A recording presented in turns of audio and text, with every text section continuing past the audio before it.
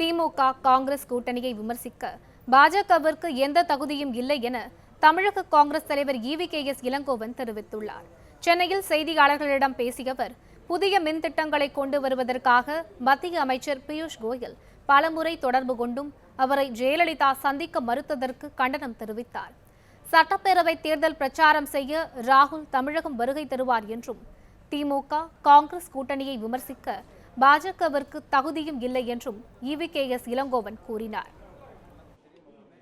காங்கிரசின் மீது சொல்லப்படுகின்ற குற்றச்சாட்டுகள் எல்லாம் என்று தெரிய வருகிறது என்று சொல்லப்படுகிறது என்றுதான் சொல்லப்படுகிறது தவிர உறுதியாக லஞ்சம் செய்தவர்கள் யார் என்றால் டெலிவிஷனிலேயே பிடிபட்ட பாரதிய ஜனதா கட்சியினுடைய தலைவர் பங்காரு லட்சுமணன் தான் லஞ்சம் வாங்கும் போது பிடிபட்டார்.